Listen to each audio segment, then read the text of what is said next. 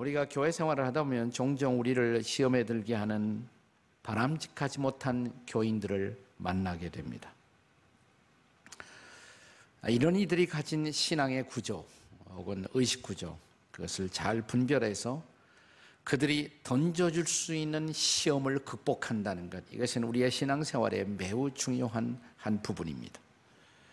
오늘날 우리의 믿음의 여정에 구체적으로 시험거리 혹은 방해가 되는 두 가지 유형의 사람들이 있다면, 하나는 전혀 잘못 믿고 있으면서도 자기가 잘 믿는 것처럼 착각하는 사람, 그런 사람이 있어요. 또 두 번째는 아주 일관성이 없이 이랬다 저랬다 믿고 있는 사람. 신앙이 없는 것은 아닌데 종잡을 수 없는 사람이 종종 있습니다. 이런 사람들은 우리를 혼란하게 만드는 사람들입니다. 우리가 철로역정을 읽어보면 철로역정의 저자 조한 번연이 이런 유형의 사람들을 무지 혹은 작은 믿음이라고 부르고 있습니다.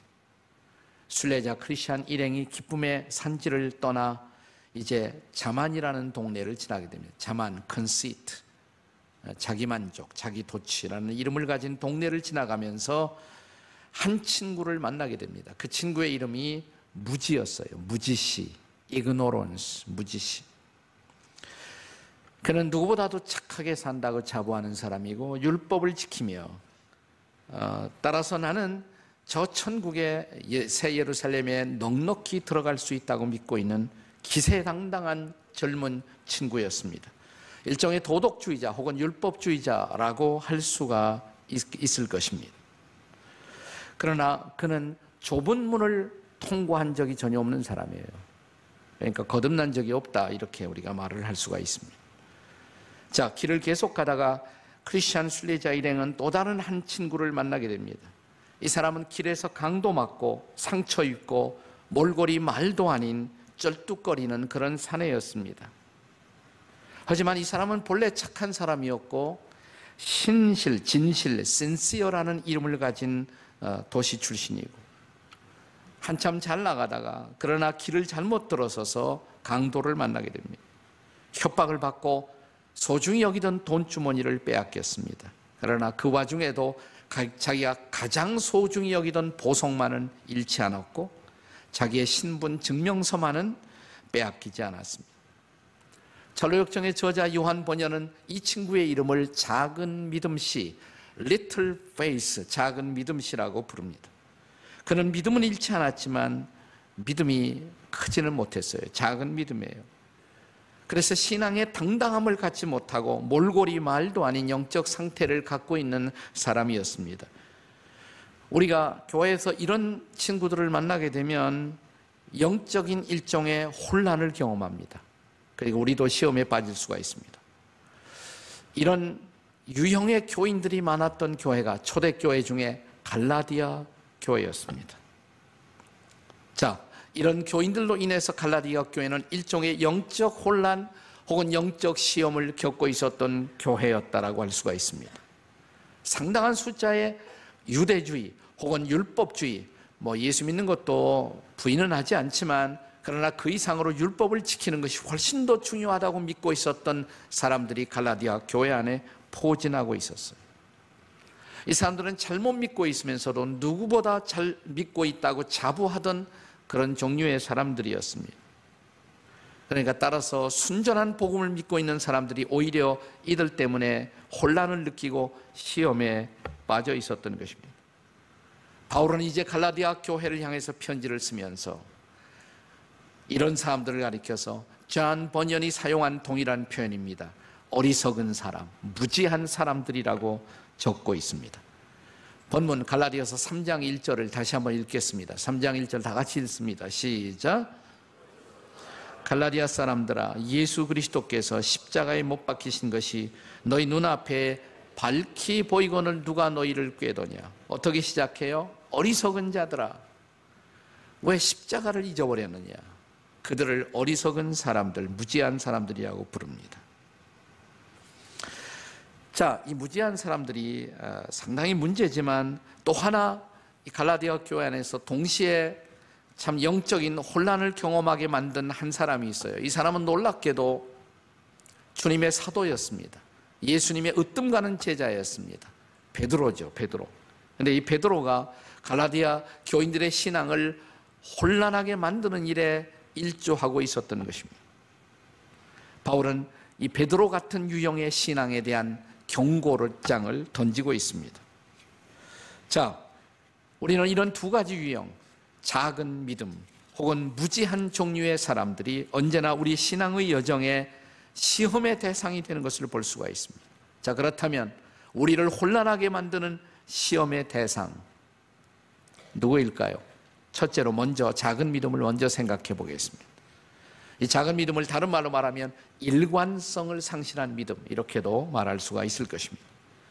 자, 철로역정에 보면 작은 믿음씨가 강도들의 위협에 굴복했던 가장 중요한 이유는 두려움 때문이었다, 이렇게 기록합니다.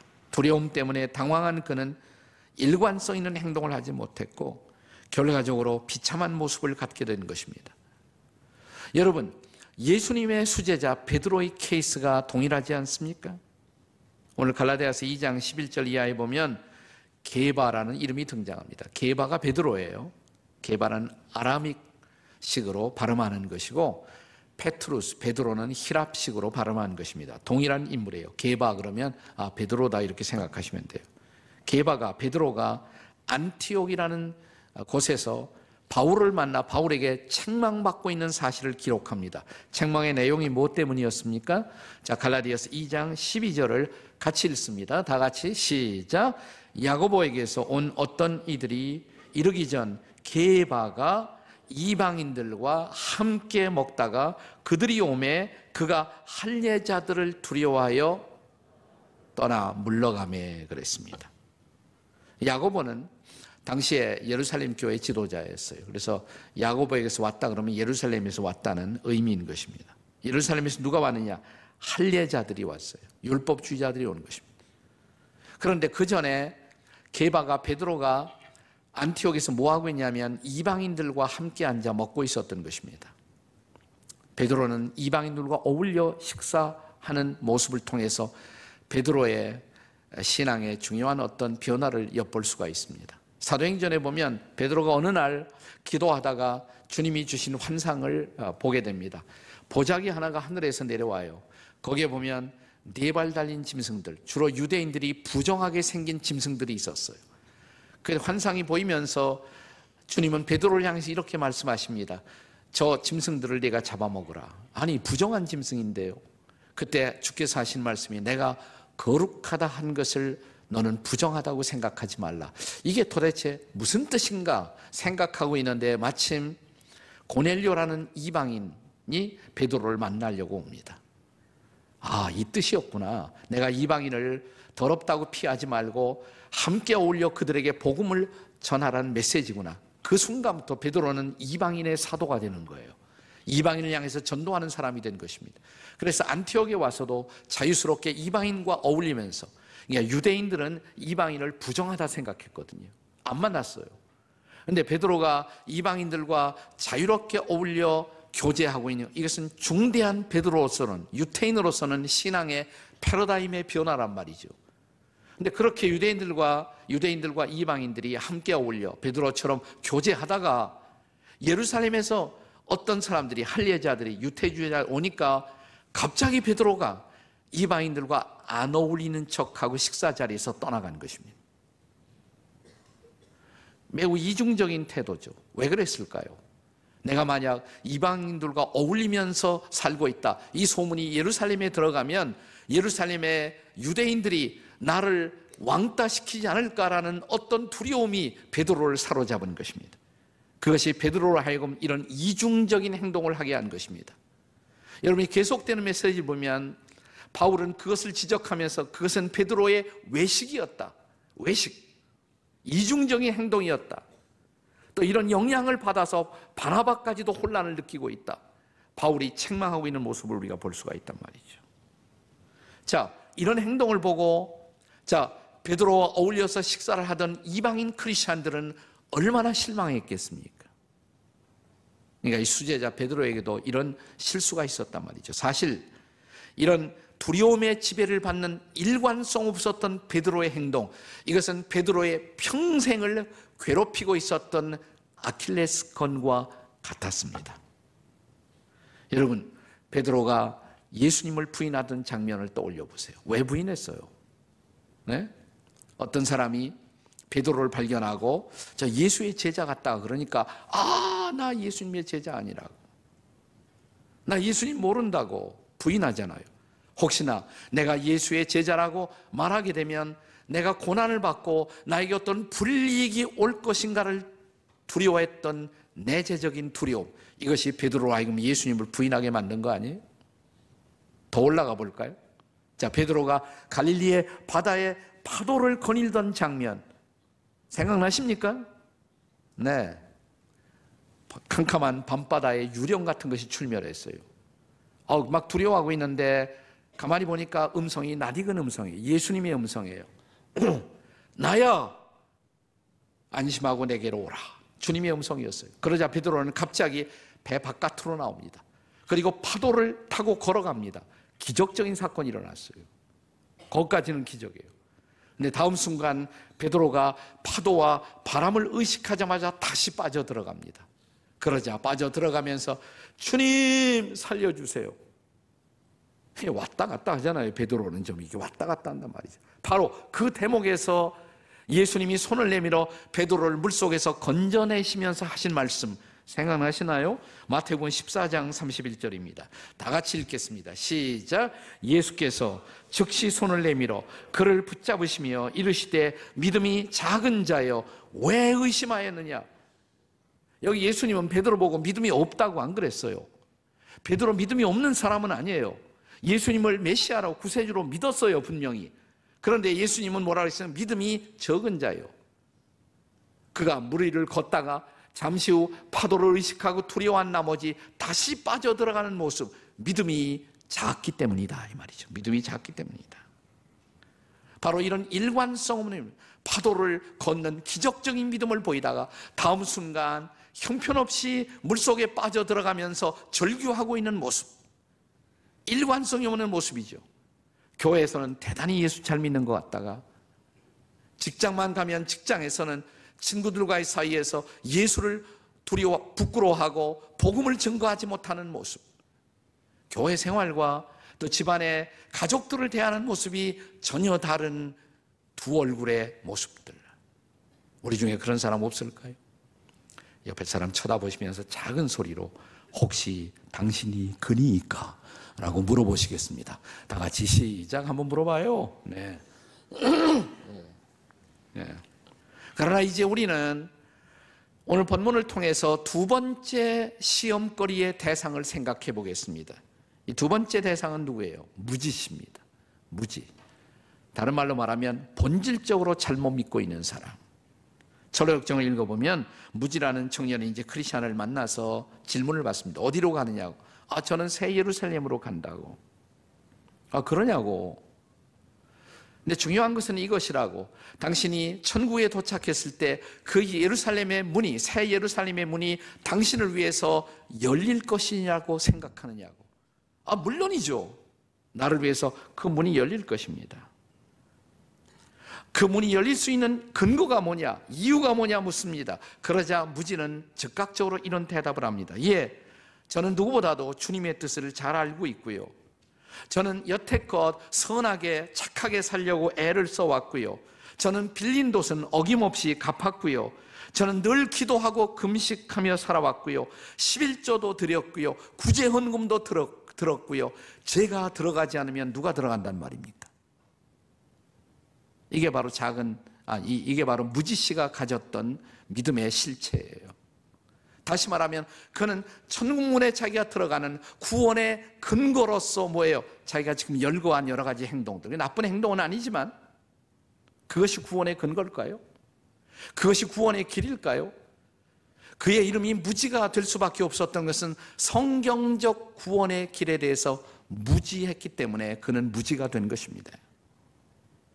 자, 갈라디아서 2장 16절에서 바울은 이제 본문에서 이런 생각을 갖고 있었던 갈라디아의 율법주의자들에게 이렇게 증거합니다. 갈라디아서 2장 16절 같이 읽겠습니다. 시작.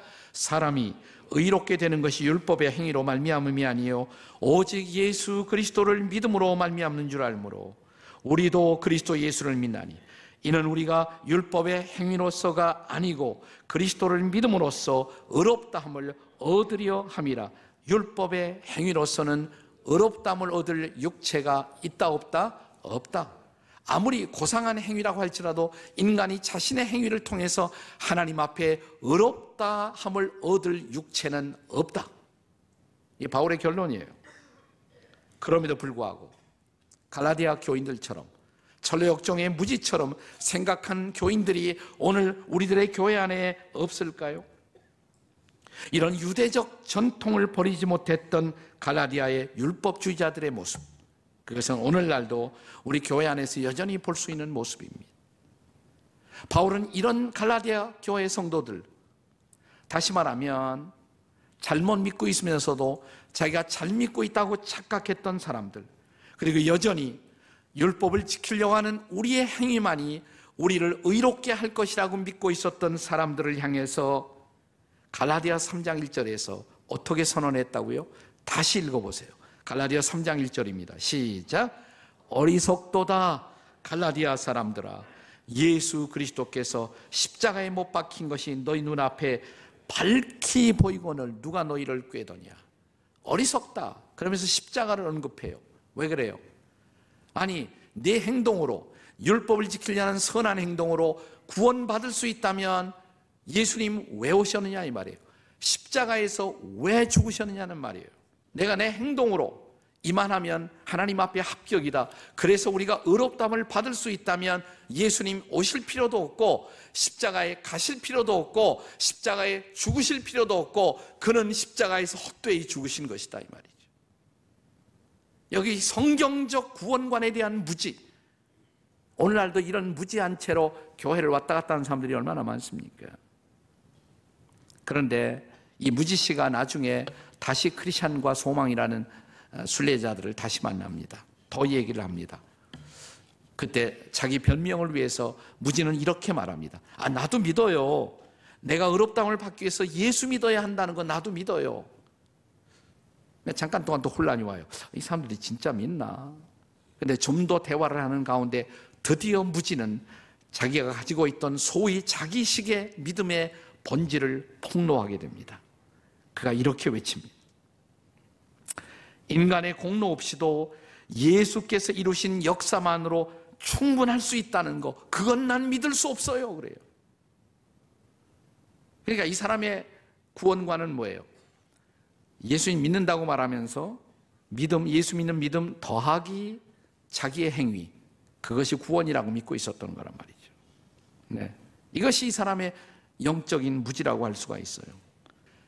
우리 교회 안에서 우리가 이런 구원관을 공부할 때 자주 우리가 인용되는 말씀, 다시 한번 에베소서 2장 8절과 9절의 말씀을 읽어보세요. 이 말씀 때문에 바로 종교개혁이 일어났다는 것이에요. 종교개혁, 그 당시에 중세기 교회들이 예수 믿는 것도 중요하지만 면죄부 사지 않으면, 이거 안 하면 천국 들어갈 수 없다. 그때 개혁자들이 외쳤던 메시지가 뭐예요? 오직 은혜, 솔라 그라티아, 오직 믿음, 솔라 피데. 자, 여기 기독교 구원관의 위대한 메시지, 에베소 2장 8절 9절 다 같이 한번 읽어보겠습니다. 시작. 너희는 그 은혜에 의하여 믿음으로 말미암아 구원을 받았나니 이것이 너희에게서 난 것이 아니요 하나님의 선물이라. 행위에서 난 것이 아니니 이는 누구든지 자랑치 못하게 합니다. 제가 성경 공부 강의를 할 때마다 자주 이 구절에 근거한 방정식을 소개한 일이 있습니다. 에베소 2장 8절 9절을 방정식으로 표현하면 이렇게 돼요. 너희가 그 은혜를 인해서 믿음으로 구원을 받았다. 그러니까 은혜 더하기 믿음. 은혜라는 것은 하나님이 주시는 일방적인 사랑, 선물, 그것을 우리는 믿음으로 받은 거예요. 자, 그것은 나의 행위와 상관없어요. 주의 은혜로 믿은 것, 그것은 나의 행위와 상관없이 그것이 나에게 구원을 가져온 것이에요. 그러니까 은혜 더하기 믿음 빼기 행위는 구원이다 이 말이에요. 근데 이렇게만 써놓으면 혹시 이런 생각을 하실 분이 있을지 몰라요. 그럼 아무렇게나 살아도 행위는 괜찮다는 말인가? 절대로 그런 뜻이 아니에요. 이 방정식을 풀어야 한다는 것이에요. 풀어야 돼요. 중학교 학생쯤 되면 누구나 이 방정식 풀 수가 있습니다. 자, 빼기 행위를 이쪽에서 다른 쪽으로 이제 옮기면 어떻게 돼요? 은혜 더하기 믿음, 빼기 행위가 옆으로 가면 어떻게 돼요? 구원 더하기 행위가 되죠. 생각나십니까? 네. 은혜로 말미암아 믿음으로 구원받은 사람들에게는 행위가 반드시 따라와야 돼요. 아무렇게나 살아도 좋다는 얘기 아니에요. 하지만 행위는 구원의 조건이 아니다 이 말이에요. 왜? 행위가 필요 없어서가 아니라 자기의 행위를 통해서 구원받을 사람은 아무도 없단 말이에요. 아무도 없단 말이죠. 이 땅에 아무도 없어요. 이것을 깨달아야 돼요. 이것이 기독교 구원관의 핵심이에요. 성경적 구원관의 핵심이에요. 이것을 모르는 것, 이것이 바로 무지의 본질이고 무지의 실체라는 것이에요. 무지씨도 새 예루살렘 성문 앞까지는 가요. 그 앞에까지 갔어요. 근데 문제는 문이 닫혀 있다는 것입니다. 천국 문이 열리지 않는다는 것입니다. 묻습니다. 왜 이 문이 열리지 않아요? 그러자 사람들이 당신 증명서가 있느냐고, 이 문을 열 수 있는 그런 자격이 있다는 증명서가 있느냐고. 증명서요? 나 그런 거 없는데. 그것은 예수 그리스도를, 아니 그리스도만을 구주와 주님으로 믿는 믿음, 그 증명서가 그에게 없었던 것입니다. 바로 그때 빛나는 천사들이 성문 앞에 날아오더니 그를 덜썩 붙잡습니다. 그러더니 그 성문 바로 앞에 연결된 캄캄한 시면의 통로를 향해서 이 무지씨를 집어던집니다. 그 어두운 시면의 통로는 지옥으로 가는 길이었습니다. 무지씨의 마지막 종말의 비극을 보여주고 있는 거예요. 사랑하는 여러분, 여기 중요한 질문이 있습니다. 오늘 여러분은 어떤 모습으로 순례하고 계십니까? 천국에 도착할 때 여러분에게는 믿음의 증명서가 준비되어 계신가요? 나는 예수님만을 구주와 주님으로 영접했다는, 그리고 그분만을 나의 구주와 주님으로 믿는다는 분명한 고백의 증명서가 준비되어 계신가요? 아니, 그 증명서도 가지지 않고 언제까지 그런 모습으로 나는 내 식대로 믿는다고 교회 나오면서도 성경과 상관없이 자기 믿음, 자기식의 잘못된 믿음을 고집하는 오늘의 무지씨는 없을까요, 과연? 혹은 나는 예수를 안 믿는 것은 아니에요. 믿기는 믿어요. 그분은 나의 구세주예요. 그분은 나의 주님이세요. 하지만 내 속 깊은 곳에 있는 두려움을 아직도 극복하지 못하고 시간과 장소에 따라서 믿는 내 모습이 수시로 변하는, 조속으로 변하는 이중성의 마스크를 가지고 있는 순례자들은 없을까요? 가정과 교회의 모습이 다르고 교회와 직장 일터의 모습이 다른 흔들리는 모습들, 그래서 다른 사람들을 혼란하게 만드는 그런 작은 믿음의 순례자들은 우리에게 없을까요? 나는 오늘 이 시간 가장 중요한 질문으로 오늘의 설교 이 메시지의 결론을 맺고자 합니다. 여러분의 이름은 무엇입니까? 여러분의 영적인 이름은, 이 세 가지 중에 여러분의 이름은 무엇입니까? 혹시 우리 중에도, 여러분 가운데도 무지씨가 없을까요? 영적으로 무지한 사람. 두 번째로, 혹시 여러분 가운데 작은 믿음씨는 없을까요?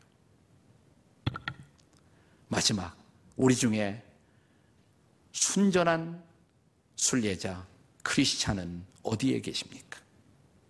당신은 그리스도인이십니까? 진정한 성경적 그리스도인이십니까? 아니면 무지입니까? 아니면 흔들리고 있는 작은 믿음이십니까? 기도하시겠습니다.